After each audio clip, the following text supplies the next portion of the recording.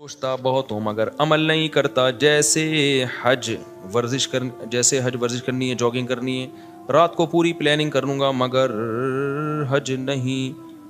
مجھے کیا اسٹیپ لینا چاہیے, پہلا قدم اٹھاؤں اور عمل کروں؟ میں نے پورا جمعے کا بیان اس پہ کیا ہے کہ ڈائری پہ لکھنا سیکھو. جو باتیں آپ نے کرنی ہے ایک ڈائری پہ لے آؤ کہ یہ میں نے کرنا ہے, اور پھر ایسے ہی لے آؤ اٹرم پٹرم.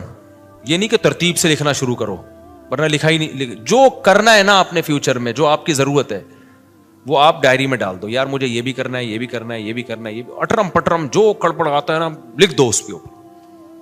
پھر یہ ایک دن میں نہیں ہو جائے گی پلاننگ, ذہن میں رکھنا. ہو سکتا آدھا گھنٹہ ایک گھنٹہ آپ کو جو آپ کے دماغ میں وہ ڈائری میں لکھنے میں ہی لگ جائے اور کوئی پلاننگ نہ ہو تو کوئی بات نہیں, کل اس سے آگے سے شروع کر لینا. سمجھ رہے ہو؟ پھر آپ نے کیا کرنا ہے, ان میں کون سے کام پہلے کرنے ہیں, کون سے, یہ تو پورا ٹائم مینجمنٹ کی ایک ورکشاپ ہوتی ہے, وہ ٹائم لینڈر والے کرواتے ہیں. وہ یمین الدین نام ہے نا سلیمان احمد صاحب کے, آج کل جو وہ بڑی زبردست ورکشاپ کرواتے ہیں, اس کو اٹینڈ کر لیں ایک دفعہ. یمین الدین, انٹرنیٹ پہ سرچ کریں گے آ جائے گی. وہ بہت خاندانی ورکشاپ کرواتے ہیں. سلیمان احمد صاحب کروا رہے ہیں, آج کل نہیں کروا رہے مجھے نہیں پتا. ٹائم لینڈر لکھیں گے نا اس پہ, LENDER, تو وہ یوٹیوب پہ ان کے وہ ورکشاپ کرواتے ہیں. اس کا خلاصہ یہی ہے کہ آپ ڈائریوں میں چیزیں اتاریں اور دماغ میں نہ رکھیں. پھر آپ کہیں کہ یار ورزش شروع کرنی ہے, کیوں نہیں ہو رہی, کب تک چھپو گے پیڑوں کی آڑ میں, کبھی تو ملو گے لنڈا بازار میں. اسی طرح اگر زندگی گزری تو ایک دن مر جاؤ گے. کولیسٹرول اتنا بڑھ جائے گا, ڈاکٹر کہیں گے اب آپ بھاگے نا تو آپ کے گھٹنے خراب ہو جائیں گے, اتنا وزن بڑھ جائے گا, تو اس سے پہلے بھاگ لو. تو پھر آپ کہیں کہ یار یہ رکاوٹ کیا بن رہی ہے, اس کو لکھیں. رکاوٹ یہ بن رہی ہے, صبح بہت سستی ہوتی ہے, صبح دل نہیں چاہ رہا ہوتا, تو چلو مغرب کے بعد شروع کر دو. صبح جو کام کر سکتے ہو وہ کر لو بھائی. صبح نہیں ہو رہی نا, فائدے مند تو صبح ہی ہے. نہیں ہو رہی تو جب ہو رہی ہے اس ٹائم پہ کر لو یار. مغرب یا عصر کے بعد مجھے سستی نہیں ہوتی, عصر کے بعد کر لوں گا. اچھا, شیطان پھر یہاں آ کے کہتا ہے عصر کے بعد بھی, کیونکہ پوستی پناہ ماشاءاللہ پاکستانی قوم آپ کو پتہ ہے. آپ نے ڈائری میں لکھ دیا بھائی صبح ہمت نہیں ہوتی, عصر کے بعد کروں گا میں, یہ آسان ہے میرے لیے. عصر کے بعد بھی نہیں ہوگی مجھے پتہ ہے, عصر کے بعد بھی نہیں ہوگی. پھر آپ عصر کے بعد کہو گے اس سے بہتر ایک سموسا کھا لو, چائے پی لو. تو آپ پلاننگ یہ کرو کہ یار عصر کے بعد بھی نہیں ہوئی, وجہ کیا ہے؟ وجہ یہ کہ ابے سوچو آپ جا کے دوڑو گے پارک میں, تو یار ایسا کرو دوڑیں گے نہیں, پارک میں واکنگ کر لوں گا میں 15 منٹ, یہ تو ہو جائے گا نا. تو یہ لکھ دو کل واکنگ کروں گا خالی. جاگنگ کے تصور سے روح کانپ رہی ہے. تو آپ پھر کیا ہوگا پتہ ہے, پھر آپ ابے 20 منٹ کون واکنگ کرے گا یار, اس سے بہتر ہے وہ جو میرا دوست آیا ہوا ہے اس کے ساتھ ادھر ہی بیٹھ کے, کیونکہ وہ کون سا واکنگ کے لیے آپ کے ساتھ جائے گا. تو پھر آپ نے کیا کرنا ہے, یار 15 منٹ بھی نہیں ہو رہی نا, ایسا کرو پارک کا ایک چکر لگا کے آ جاؤں گا بس. تو جو ہو رہا ہے نا وہ کر لو. اس کا فائدہ یہ ہوگا کہ اگلے دن آپ کے اندر اس سے زیادہ کی صلاحیت پیدا, بولو. میں نے 20 دفعہ تجربہ کیا ہے, میرا جاگنگ کا بالکل دل نہیں چاہ رہا ہوتا تھا بعض دفعہ, بھائی یار سستی ہو رہی ہے. جوتے پہن کے میں نے ارادہ کیا میں جاؤں گا پارک میں نا, جاگر پہن کے گیٹ کو ہاتھ لگا کے آ جاؤں گا بس. آج چونکہ ایسا ہوتا ہے بعض دفعہ موڈ ہی نہیں ہو رہا ہے یار, سستی, اور کوئی وجہ نہیں ہوتی, وہ ویسی سستی. انسان کے ساتھ یہ حوال ہوتے ہیں, ہر ایک کے ساتھ ہوتے ہیں. تو میں نے تجربہ کیا ہے, شوز پہن لو بس آپ, اور بولو میں پارک کے گیٹ کو ہاتھ لگا. لیکن اب آدمی وہاں جاتا ہے تو کہتا ہے چکر لگا لو یار, کر لو بھائی, ٹھیک ہے نا. جم کبھی کبھار جانا ہوتا ہے, ہم جاتے بھی نہیں پابندی سے, لیکن جس دن اسکیجول میں ہوتا ہے کہ آج جانا ہے, بہت یہ سب کام نا نوجوانوں کے شروع کے بڑے جوش ہوتے ہیں. میں نے دیکھے بڑے لڑکے آتے ہیں جم جا رہے ہیں, اور اسپیڈ بریکر بنا لیا نا بہت سارے یہاں پہ, تو 4-6 دن کے بعد پھر سستی شروع. اصل میں وہ ٹائم ہوتا ہے کہ اب آپ نے اس کام کو کنٹینیو کرنا ہے یا نہیں کرنا. تو زیادہ کے چکر میں تھوڑا مت چھوڑو, تھوڑا سا کرو گے تو آپ کو وہی موٹیویشن مل جائے گی. کئی دفعہ ایسے ہوا ہے, میں جم گیا, میں نے کہا بس ایک دفعہ نا وہ یوں پولی کھینچ کے آ جاؤں گا میں, آج ہمت نہیں ہو رہی. لیکن جب آدمی جاتا ہے تو آدمی کہتا ہے یار پراپر پوری ایکسرسائز کرو جو آپ کا معمول ہے. تو سستی کا علاج یہ ہے کہ شیطان آپ کو بیوقوف بناتا ہے کہ یہ کام بہت مشکل ہے. آپ شیطان کو ٹوپی کراؤ, آپ بولو میں کون سا پورا کام کر رہا ہوں بھائی, میں تو گیٹ کو ہاتھ لگا کے واپس آ رہا ہوں. بچپن میں گھنٹی بجا کے بھاگ جاتے تھے نا, تو پارک کی گیٹ کو ہاتھ لگا کے واپس آ جائیں گے. تو بس اتنا. جیسے نماز میں بھی یہی ہے, آپ کا نماز پڑھنے کا دل نہیں چاہ رہا, بہت ٹینشن ہے, حدیث میں یہ نسخہ سکھایا گیا ہے, فجر میں اٹھا نہیں جا رہا آپ سے, تو آپ یہ نہ بولو کہ میں بھی نیند قربان کر کے اٹھوں گا, واش روم جاؤں گا, پھر وضو کروں گا, پھر مسجد جاؤں گا, پھر 2 سنتیں پڑھوں گا, پھر 2 فرض پڑھوں گا, پتہ نہیں امام صاحب کتنی لمبی نماز. ایسے ہمت نہیں ہوگی. جو بے نمازی ہیں ان کو ہمت نہیں ہوگی. آپ کی رات کو آنکھ کھلی, آپ کو شیطان ٹوپی کرائے گا, ابے اتنا نیک بن گیا تو اس سردی میں تو جائے گا یار, وضو کرے گا, پھر یہ وہ, ابے چھوڑ یار. تو شیطان کو آپ ٹوپی کراؤ. آپ شیطان کو بولو میں اس ٹائم پہ بس اٹھ کے بستر پہ بیٹھ جاؤں گا, اس سے زیادہ میں کچھ بھی, میں ایک دفعہ بیٹھوں گا 5 منٹ بیٹھ کے دوبارہ لیٹ جاؤں گا. تو جب 5 منٹ بیٹھ جاؤ گے تو پھر شیطان کہتا ہے لیٹ جانا, تو نے تو 5 منٹ کا بولا تھا. تو آپ نے شیطان کو ٹوپی کرانی ہے. آپ نے شیطان کو بولنا ہے, اردو میں بات کرو شیطان سے. شیطان کو آپ نے بولنا ہے کہ یار جب اٹھ ہی گیا ہوں تو واش روم جانے میں کیا جا رہا ہے, تھوڑا ریسٹ ریلیکس ہو جاؤں گا. عام طور پر صبح کے وقت تھوڑی بہت پیشاب کی حاجت ہر ایک کو ہوتی ہے عام طور پر, نہیں تو یار جا رہا ہوں واش روم کو, نلکے کا ہاتھ لگا کے آ جاؤں گا. تو آپ ایک دفعہ واش روم سے فارغ ہو کے آ جاؤ. پھر شیطان کہے لیٹ جانا, تو میں لیٹ رہا ہوں, صرف وضو کروں گا, وضو کر کے لیٹ جاؤں گا بس, اور کچھ نہیں کرنا میں نے. میں آپ کو یقین سے کہوں آپ صرف وضو کرو, اس کے بعد آپ بالکل فریش. بولو گے یار وضو بھی ایک دم, شیطان مایوس ہونے لگتا ہے. شیطان بولتا ہے بھائی اتنی ٹوپیاں مجھے آج تک کسی نے نہیں کرائی ہیں, کہیں اور جا کے دال گلاؤ, یہ بندہ بہت ڈھیٹ ہے. آپ جب وضو کر لو گے نا فریش ہو جاتا ہے آدمی. حدیث میں آتا ہے 3 گریں شیطان لگا دیتا ہے, تو وضو کے بعد تیسری گرہ بھی کھل جاتی ہے, فریش ہو جاتا ہے. پھر آدمی آتا ہے اور شکر ادا کرتا ہے یار کتنا اچھا کام میں نے کیا, زندگی میں پہلی دفعہ میں نے کسی اچھے کام سے دن کی ابتدا کی ہے. تو یہ خوب یاد رکھو, کم ہمتی کا علاج یہ ہے کہ کام اسٹارٹ کر دو آپ. اور جن کی پڑھائی میں دل نہیں لگتا نا, ان کا بھی یہی اصول ہے. پڑھائی میں دل نہیں لگتا, کوئی بات نہیں, آپ میز کرسی لے کے کتاب لے کے بیٹھ جاؤ بس. اب بولو کہ کتاب کو ایک دفعہ کھولوں گا بند کر کے واپس چلا جاؤں گا. میں یقین سے کہتا ہوں جب آپ بیٹھ جاتے ہو نا, کتاب کھول دیتے ہو, اور قریب کی نظر کمزور ہے تو چشمہ بھی لگا لیتے ہو, تو بس آدھے سے زیادہ کام ہو گیا. تو یہ جو سوچتا ہے نا کہ میں یہ کر لوں گا, میں یوں کر لوں گا, اتنا نہیں. ہم لوگ بہت سست لوگ ہیں, ہم لوگ کو بہت زیادہ آگے جانے کی ضرورت نہیں ہے. آپ پلان بڑے بناؤ, لیکن اس کی جو کام کی ابتدا ہوگی نا وہ اسی سے ہوگی. جاگنگ نہیں ہوتی واکنگ کر لو, واکنگ نہیں ہوتی پارک کے گیٹ کو ہاتھ لگا کے واپس آ جایا کرو روزانہ, لیکن اس کو پابندی کرو. پھر یہ بھی نہیں ہوتا تو تھوڑا سا گلی میں یوں تھوڑا سا نکلے, پارک کی طرف جا کے واپس آ گئے. یہ بھی نہیں ہوتا تو شرم سے ڈوب کے مر جاؤ. پھر آپ چھوڑ دو کہ آپ دنیا میں کچھ کرو گے, صحیح ہے نا. پھر بہتر ہے چلو میں پانی لو اور ڈوب کے مر جاؤ اس میں, کیونکہ اتنے سست ہوتے ہیں نا. وہی مجھے یاد آتا ہے, ایک بچہ بڑا سست تھا, ابا بیزار آ گئے یار, کم بخت کوئی کام کرتا ہی نہیں ہے. تو ابا ایک مشین لے آئے. ابا نے کہا بیٹا میں نے تیرے کام آسان کر دیے, بٹن دبائے گا جو کام کہے گا وہ ہو جائے گا. بٹن دبا دیا روٹی آ جائے گی, بٹن دبا دیا کپڑے آ جائیں گے. وہ بچہ کہتا ابا بٹن کون دبائے گا, بٹن دبانے کے لیے ایک الگ مشین لے کر آؤ. تو یہ چل رہا ہے مارکیٹ میں. بس جلدی مسائل ختم کر دوں میں. مفتی صاحب سب سے پہلے السلام علیکم, ایزی پیسہ جائز میں لون لینا جائز ہے یا نہیں؟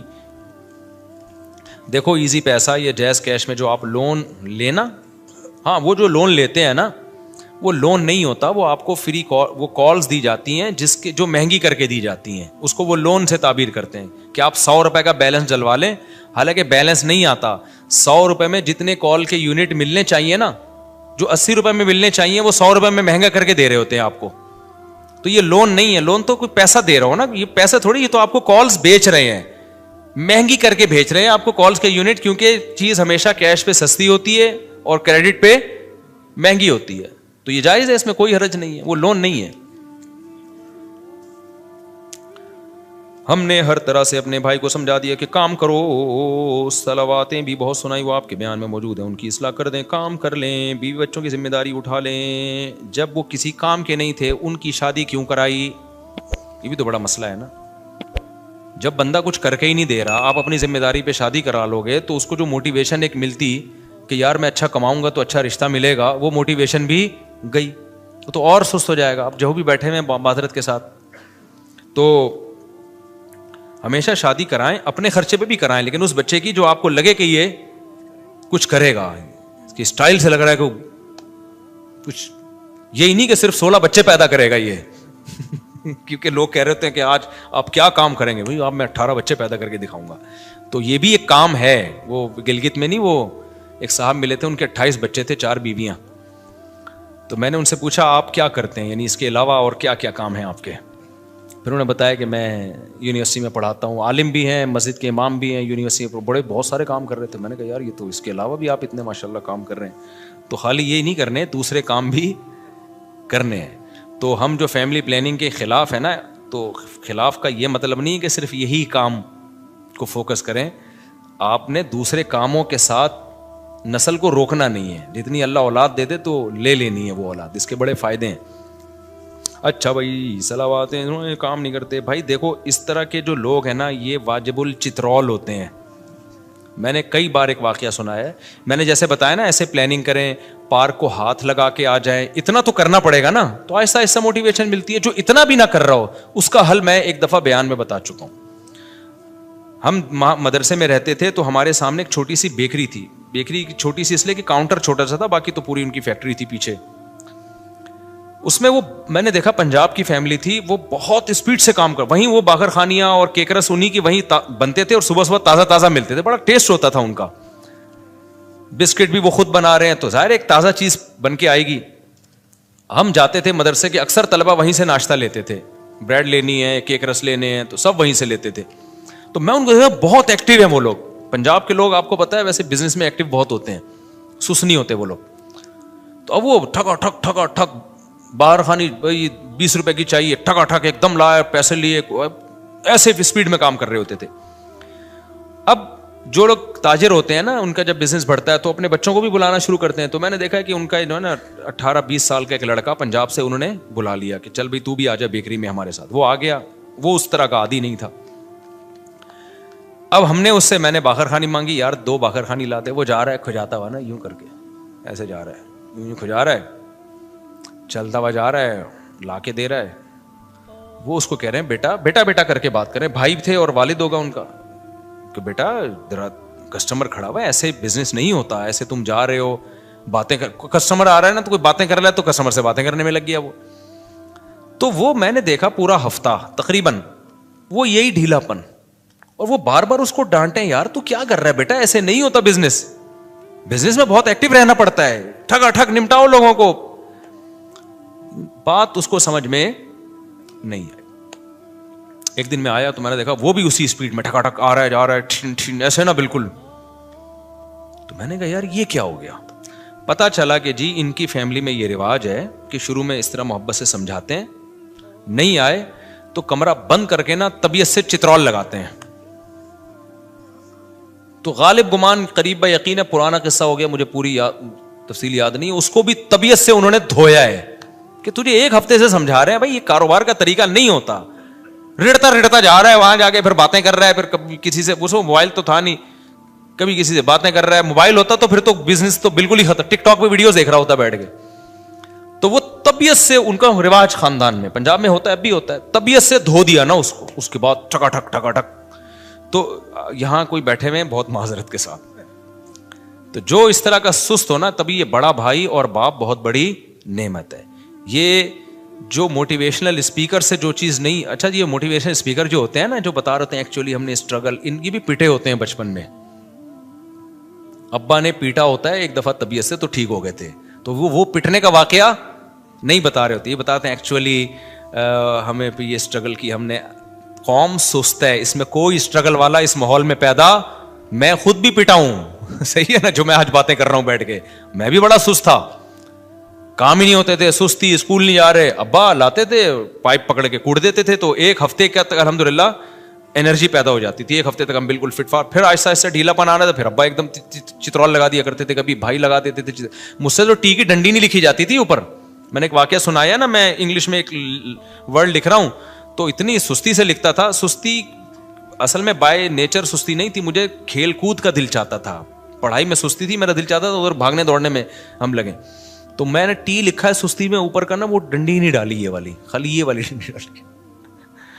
تو ایسے میں لکھ رہا ہوں اور اوپر سے ڈنڈیاں چھوڑ رہا ہوں, تو مجھے یاد ہے ایک زوردار چماٹا آیا نا, غیبی چماٹا آیا, ایک دم میں ہل گیا. تو میرے بڑے بھائی نے لگایا تھا تھپڑ, انہوں نے بولا یار تم اتنا کیا لکھو, تمیز سے تو لکھو, ٹی کی ڈنڈی تو ڈالو. اس کے بعد سے آج تک اس واقعے کو, میرا خیال ہے یہ 80s کا واقعہ, میں بہت چھوٹا تھا اس وقت, 87 یا 88 کی بات ہوگی. 88 بہت ونس اپون اے ٹائم, اتنا پرانا تو میں لگ بھی نہیں رہوں گا آپ کو. تو 88 کی بات ہوگی. اس کے بعد سے آج تک سب کچھ بھول سکتا ہوں. جب میں ٹی میرے بھائی بھی یہ واقعہ بھول گئے ہوں گے, جب بھی میں ٹی لکھتا ہوں نا, اوپر کی ڈنڈی آج تک میں نے کبھی نہیں چھوڑی. ہو سکتا ہے کوئی لفظ لکھ رہا ہوں اسپیلنگ غلط لکھ دوں, میں 2-3 الفابیٹ ہی چھوڑ دوں, لیکن جہاں ٹی آئے گا تو پورا آئے گا, اس کے اوپر کی ڈنڈی کبھی بھی. تو کچھ چیزیں ہوتی ہیں جو گھر میں بہت سست ہو نا, ہل کے نہیں دے رہا ہو. آپ نے موٹیویشنل اسپیکر بھی سنا دیے اس کو, سب کی تقریریں سنا دی, ہماری تقریر پھر بھی تو بہترین ہے. ایک دفعہ اس کو طبیعت سے دھو ڈالو, انشاءاللہ سیٹ ہو جائے گا. لیکن آج کل بچے بدتمیز اتنے ہو گئے ہیں, بڑا بھائی ڈانٹ دے تو وہ آگے سے جواب دے دیتے ہیں, باپ ڈانٹ دے تو آگے سے جواب دے دیتے ہیں. تو اس بدتمیزی والے ماحول میں تو پھر تربیت نہیں ہو سکتی بھائی. تو اس لیے کہتے ہیں پہلے بچوں کو تمیز سکھاؤ, بعد میں باقی چیزیں سکھاؤ. ہر طرح بھائی کو سمجھایا, وہ بھائی بیچارہ اللہ خیر کرے. آپ نے پچھلے جمعے میں کہا تھا میں پہلے خود کو اسٹیبل کرنے کا ہدف بناؤ, پھر بعد میں ماں باپ کو حج کروانا. اگر ایسا کریں گے تو اس سال حج کا سیزن چلا جائے گا. تو چلا جائے بھائی. ایک صاحب نے مجھ سے پوچھا کہ میرے پاس پیسے نہیں ہیں تو میں ہدف ایک ویژن بنا رہا ہوں کہ ماں باپ کو حج کراؤں. ان کو میں نے کہا تھا آپ غلط چیز کو ویژن بنا رہے ہو. آپ ویژن بناؤ کہ میں پہلے اسٹیبل ہو جاؤں, میں پیسہ کما لوں. تو اس کے طریقے, جب پیسہ آئے گا تو پھر آپ نے دیکھنا ہے کہ اب آنے کے بعد کیا کیا کرنا ہے. اب کیونکہ اگر آپ نے حج کو ویژن بنایا اور آپ کے پاس پیسہ آیا اور آپ نے حج میں خرچ کر دیا, تو ہو سکتا ہے اس سے زیادہ ضروری چیزیں رہ جائیں. کل آپ لوگوں کے سامنے بھیک مانگ رہے ہو, حاجی تو ہو گئے آپ, تو پہلے تو ایک اسٹیبل تو ہو جاؤ نا. غریب آدمی پہ حج تھوڑی فرض ہے. اب غریب آدمی پلاننگ کر رہا ہو حج کی, تو پلاننگ میں پہلے یہ دیکھنا ہے کہ الاہم فالاہم, حج ہے ہر ایک پہ فرض. اگر ہر ایک پہ فرض ہوتا نا پھر آپ بناتے, یا جن پہ فرض ہو گیا وہ تو ضرور پلاننگ کریں حج کی, لیکن جن پہ حج فرض ہی نہیں ہے. ہمارے ایک جاننے والے ہیں, غریب آدمی, مجھے پتا ہے, بیچارے کی تھوڑی سی تنخواہ ہے اور ابھی اس کی عمر ہے آگے ترقی کرنے کی. اس نے اتنے سال پیسے جمع کر کے نا عمرے کے پیسے جمع کیے, بہت اچھا جذبہ تھا اس کا. میں نے کہا دیکھو آپ ابھی ایک غریب آدمی ہو اور آپ کی ابھی شادی ہوگی, آپ کے آگے اولاد ہوگی, اتنی مشکل سے آپ نے پیسہ جمع کیا. عمرہ کرنا یقیناً بہت بڑی عبادت ہے, لیکن جتنی گنجائش ہے اس حساب سے آپ پلاننگ کرو نا. آپ تہجد میں کچھ فوکس کر لو, آپ کچھ صدقہ خیرات کر لو. عمرہ تو مالدار لوگوں کا کام ہے. تو آپ کی, مجھے پتا تھا اس بیچارے کی محدود آمدن ہے. میں نے کہا آپ کو اللہ نیت ہو گئی نا ثواب دے دے گا, یہ پیسے کسی کاروبار میں لگا دو. فی الحال آپ جب پیسہ آئیں گے تو حج بھی ہوتے رہیں گے, عمرے بھی ہوتے رہیں گے انشاءاللہ. اور جو ہے وہ سیروزہ لگا لو تبلیغ میں, تاکہ دین پہ قائم رہنے کی توفیق ملے. تو عمرہ کرنے سے میں نہیں روک رہا آپ کو, لیکن میں روک رہا ہوں ایسی چیز سے. دیکھو اس کی مثال ایسے جیسے نبی کی خدمت میں ایک صحابی آئے سارا مال لے کے کہ سارا صدقہ ہے. آپ نے منع کیا کہ سارا صدقہ مت کرو. اب اشکال ہوا لوگوں کو, ابو بکر کا تو سارا مال قبول کر لیا. بھائی ابو بکر کا جو توکل ہے وہ لیول اور ہے, اور ہر ایک کا لیول توکل کا ابو بکر جیسا نہیں ہوتا. تو ہمارے نبی نے صحابہ کو سارا مال صدقہ کرنے کا حکم نہیں دیا, فرمایا اپنے گھر والوں کے لیے رکھو, کل مسائل آ سکتے ہیں, لوگوں کے سامنے ہاتھ پھیلانے پڑیں گے. تو اب آپ کی ارننگ بہت تھوڑی سی تھی, آپ نے اتنے پیسے جمع کر کے عمرے پہ خرچ کر لیے سارے. اس کے بعد کل آپ کے پاس حالات ایسے آ گئے, آپ لوگوں سے بھیک مانگتے پھر رہے ہو, تو عمرہ فرض تو نہیں ہے نا. تو اس لیے میں نے ان کو منع کیا. اب کوئی ہو سکتا ہے کوئی میری وہ بات کو سن کے بولے یار مفتی صاحب عمرے سے روک رہے ہیں لوگوں کو. عمرے سے نہیں روک رہے, ہمیں پتہ ہے اس بیچارے کی ابھی کم عمری ہے, یہ جذبہ اس کا اچھا ہے, لیکن اس میں وہ فقہی بصیرت نہیں ہے. کل اس کے حالات, کل ماں باپ اتنے تانے دیتے ہیں آج آپ کے پاس پیسے نہیں ہیں, تو ماں باپ کی آنکھوں کا تارا بھی وہی ہے. تہجد میں دعائیں بھی اس بچے کے لیے ہوں گی جو پیسے کما کے لا رہا ہو. تو فرض ہوتا نا پھر تو کرنا ہی کرنا ہے. جب فرض نہیں ہے تو نوافل پہ وہ پیسہ خرچ کرے جس کے پاس اضافی پیسہ ہو, پھر وہ کرے. پھر آپ حج جب فرض ہو جائے تو حج تو کرنا ہی کرنا ہے. تو جن کے پاس کچھ مالی گنجائش ہے وہ تو حج کی پلاننگ کریں. جو کھانے کو مسائل چل رہے ہیں, غربت مہنگائی ہے, تو پھر حج کی پلاننگ کے بجائے آپ پیسہ کمانے کی پلاننگ کر لو. ایک واقعہ سنا کے ہی میں بات ختم کرتا ہوں. مجھے یاد ہے ہمارے ایک دوست تھے, ان کا بیوی سے بڑا جھگڑا چل رہا تھا. وہ میرے استاذ کے پاس آئے, انہوں نے کہا میں چاہتا ہوں اپنی بیگم کو حج کرا دوں تاکہ بیگم کا مجھ پر, میرا اور بیگم پر ایک احسان ہو جائے گا, تو ہو سکتا ہے تعلقات اچھے ہو جائیں. انہوں نے کہا بھائی اگر تعلقات اچھے کرانے کے لیے بیگم کو حج کرا رہے ہو نا, تو حج کے بجائے پراپرٹی لے کے بیگم کو گفٹ کر دو, اس سے بہت اچھے تعلقات ہو جائیں گے. اتنی نیک بیگمات آج کل مارکیٹ میں شارٹ چل رہی ہیں, ٹھیک ہے نا, کہ حج کرنے سے وہ زیادہ خوش کس سے ہوگی کہ مجھے پراپرٹی مل گئی. ہاں اتنی مہنگی پراپرٹی کہ بیگم کے پاس جانے کا, بیگم پہ حج فرض ہو جائے, تو وہ تو پھر ایک الگ بات ہے نا, پھر تو وہ بیگم کو واجب ہو جائے گا کہ بیچ کے حج کرے وہ, یعنی اس سے تھوڑی سستی ہو. تو میں بیٹھا تھا, میں نے کہا اس کا حج کا اچھا ویژن تھا, لیکن کتنے بڑے بزرگ اس کو روک کس سے رہیں گے, تمہارا مقصد کیا ہے, تعلقات اچھے کرانا نا. تو بیگم کو حج کرا کے آج کل اتنے اچھے وہ ہوتے ہیں, لیکن بہت نیک بیگمیں ہونی چاہیے اس کے لیے, ورنہ آج کل بیگم کہتی ہے ہمیں گولڈ بنا کے دے دو, ہمیں کوئی پراپرٹی لے کے دے دو, تو تعلقات اچھے اس سے ہوں گے. اور جب ایک دفعہ اچھے تعلقات ہو جائیں گے نا, پھر حج پہ جاؤ گے تو وہاں بھی آپ کے ساتھ اچھا گزارا ہوگا. ابھی پھڈے ویسے ہی چل رہے ہیں, حج پہ لے گیا نا تو یہ تعلقات, حج پہ تو تعلقات اتنی ٹینشن ہوتی ہے اور تعلقات خراب ہونے کا خطرہ ہوتا ہے.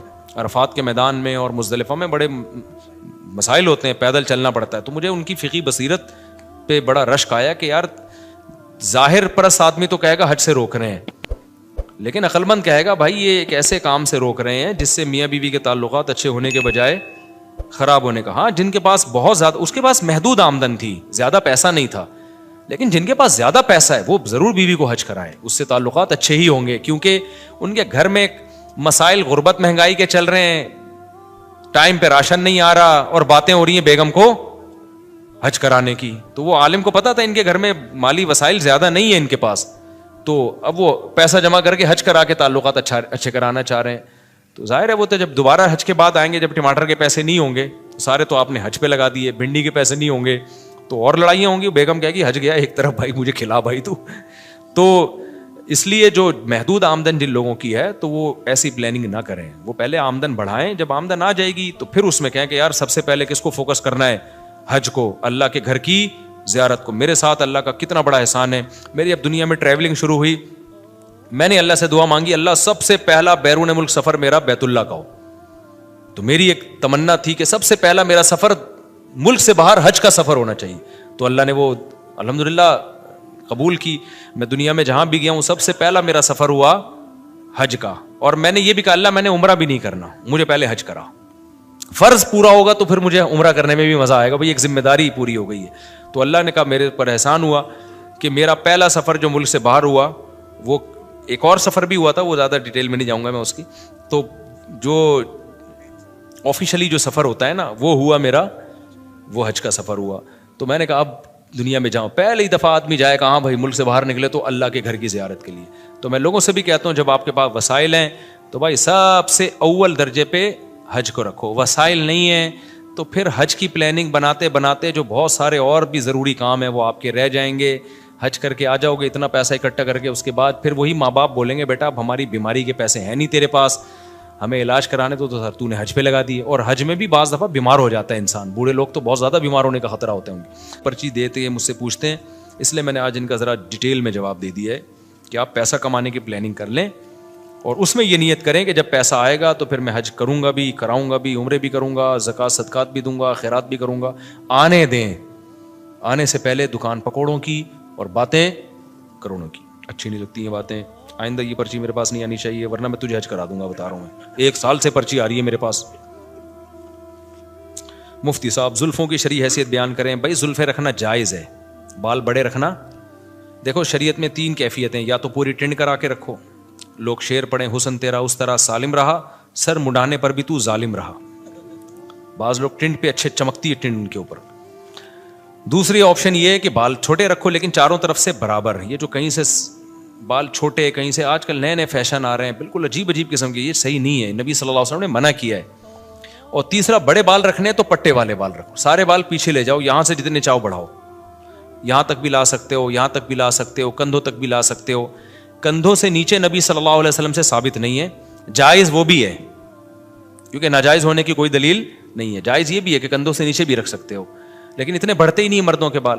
لیکن بہتر علماء کہتے ہیں کندھوں سے نیچے نہ جانے دو, کندھے ہو جائیں تو پھر کاٹ دو. تو نبی صلی اللہ علیہ وسلم کے بال یہاں تک پہنچتے تھے, جب کاٹتے تو کانوں کی لو تک آ جاتے, پھر بڑے ہو جاتے. مجھے بڑے بالوں میں ایک فائدہ یہ ہے کہ میں عمرہ کرتا ہوں نا, 1 انچ بال کاٹ لیتا ہوں تو اس میں 10 عمرے اور ہو سکتے ہیں. سمجھ رہے ہیں نا, لوگ کہتے ہیں ابھی یہ کیا کاٹے ہیں آپ نے بال, اس میں تو 10 عمرے اور ہو سکتے ہیں. تو میں کہتا ہوں بھائی بڑے بال کا ایک بڑا فائدہ ہے. تو جو جن کے چھوٹے بال ہوتے ہیں ان کو سر مڈانا پڑتا ہے. تو پہلی دفعہ جب ہم نے حج کیا, عمرے کیے, تو سر مڈانے کی سنت زندہ کر لی. اب ہم نے کہا چلو اب قصر کی بھی, قصر بھی جائز ہے, قصر کا مطلب بال کٹوانا. تو آپ بڑے بال رکھ سکتے ہیں, شریعت میں جائز ہے, جتنے چاہیں بڑے رکھیں, لیکن بہتر یہ ہے کہ کندھوں سے زیادہ نیچے نہ جانے دیں. جانے دیں تو بھی ٹھیک ہے. اچھا آج کل لڑکوں نے بالوں میں چٹیا بنائی ہوئی ہوتی ہے پیچھے, اس پہ بھی لوگ اعتراض کر رہے ہوتے ہیں چٹیا بنا کے گھوم رہے ہیں, تو یہ بھی جائز ہے. فقہاء نے صدیوں پہلے مسئلہ لکھا ہے کہ عورت اگر چٹیا بنا کے غسل کرے گی تو غسل ہو جائے گا, چٹیا کھولنے کی ضرورت نہیں ہے. کسی مرد کے بڑے بال ہوں اور اس نے بالوں کو جوڑا بنایا ہوا ہو تو وہ اگر غسل فرض غسل کرے گا تو اس کو وہ جوڑے کو کھولنا پڑے گا. تو بنانا جائز تھا تبھی تو علماء نے لکھا نا. تو اگر آپ کے بڑے بال ہو گئے ہیں, میرے تو اب رہے نہیں بال, 4 شادیوں کی وجہ سے نا اب تھوڑے سے رہ گئے ہیں. اس عمر میں یہ بھی غنیمت ہے. میرے تو جب آپ اگر 10 سال پہلے بال دیکھ لیتے بہت ہی گھنے بال اور یہاں تک پہنچے ہوئے تھے. تو 4 کی وجہ سے نہیں, عمر کا بھی ایک دخل ہوتا ہے اس میں. تو جتنے بڑے بال رکھ لو آپ, لیکن بہتر کیا ہے کانوں کی لو تک لاؤ, جب یہاں تک آ جائیں تو پھر کاٹ کے چھوٹے کر دو اس طرح سے. تو ہر جائز کام کرنے کا نہیں ہوتا. آپ کو جو سوٹ, اصل میں اللہ تعالیٰ چاہتے ہیں زینت کو پسند کرتے ہیں. حدیث میں آتا ہے ان اللہ جمیل یحب الجمال, اللہ جمیل ہے جمال کو پسند کرتا ہے. تو جو آپ پہ سوٹ کر رہا ہے وہ کام کرو. شریعت نے خامخواہ کی پابندیاں نہیں لگائی ہیں, جو آپ کو اچھا لگ رہا ہے وہ کام کرو یار. بس دیکھنے میں اچھے لگو آپ, آڑے ترچھے بال نہ کاٹ دو کہ یہاں سے وہ جو چوہا نہیں ہوتا کانٹوں والا, وہ کس بال یوں اٹھے ہوئے ہوتے ہیں اور یہاں سے گنجے ہوئے ہوتے ہیں, یہ سب جائز نہیں ہے. تو نارملی جو آپ پہ جو ہلیہ اچھا لگ رہا ہے وہ رکھو بھائی. اچھا بھائی مفتی صاحب اگر کیا کہتے ہیں اسلام قبول کرنے سے پہلے ہاتھ یا جسم پر کیا بنایا ہوا ہے, ٹیٹو بنایا ہوا ہو تو اسلام اچھا قبول کرنے کے بعد اس کو کیا مٹانا لازمی ہوتا ہے؟ جی لازمی ہوتا ہے اگر ممکن ہو. اگر ممکن نہیں ہے تو پھر چھوڑ دو. یہ ٹیٹو بنوانا حرام ہے, ناجائز ہے. نبی صلی اللہ علیہ وسلم کی صحیح حدیث موجود ہے, آپ نے لعنت فرمائی ہے جسم گندوانے پر. لیکن اب کر لیا آپ نے کام تو توبہ کر لو, اب توبہ کر لو, اب ہٹوا سکتے ہو تو ہٹا دو, نہیں تو چھوڑ دو اس کو. بس اب جو کام ہونا تھا ہو گیا, ریورس نہیں ہو سکتا وہ. میں نے سنا ہے کہ جہاں فرض ادا کریں وہاں سنت نہیں ہو جاتی ہے. بھائی جہاں چاہو سنت پڑھ لو, بہتر ہے اس جگہ سے تھوڑا سا ہٹ جاؤ. کیا نکاح کے بعد جتنے دن رخصتی میں تاخیر ہو تو کیا ہر دن گناہ ملتا ہے؟ نہیں ملتا بھائی, آپ کی بیوی ہے. ڈراپ شپنگ میں یہی ہوتا ہے, سودا ہو جاتا ہے, ڈیلیوری جو بعض دفعہ 2 دن بعد ہو رہی ہوتی, 3 دن بعد. تو ایسے ہی نکاح میں بیگم آپ کے نام ہو گئی, اب ڈیلیوری آپ اپنی انڈرسٹینڈنگ سے آپ کی جب چاہیں رکھ لیں آپ. کیا خیال ہے؟ وہ آپ کے پراٹھوں پہ ڈیپینڈ کرتا ہے کہ آپ ڈیلی کتنے انڈے پراٹھے ہضم کرتے ہیں. تو جو جتنے زیادہ ہضم کرتے ہیں وہ چاہتے ہیں جلد سے جلد ڈیلیوری ہو, اور جو دھنیے پودینے پہ چل رہے ہیں وہ کہتے ہیں نہ ہی ہو تو بہتر ہے. 2 سال 3 سال پتہ نہیں بیٹھتے کیسے ہیں یہ لوگ. میں تو حیران ہوں یار, اللہ نے بیوی کو اتنا اٹریکٹیو بنایا ہے مرد کے لیے, عورت کو, کہ کیسے 1 سال رخصتیوں میں تاخیر کرتے ہیں لیکن ہماری سمجھ سے بالا تر ہے بھائی. آدمی کا جب ظاہر ایک جگہ نکاح ہو گیا, اس کی بیوی بن گئی, وہ تو اگر مرد کا بچہ ہوگا تو ہر وقت کھوپڑی کہاں جائے گی, ادھر ہی گھومے گی یار. میری بیگم ہے, حلال ہے میرے لیے. تو اب یہ لوگوں کے دلوں کے حالات تو اللہ ہی جانتا ہے.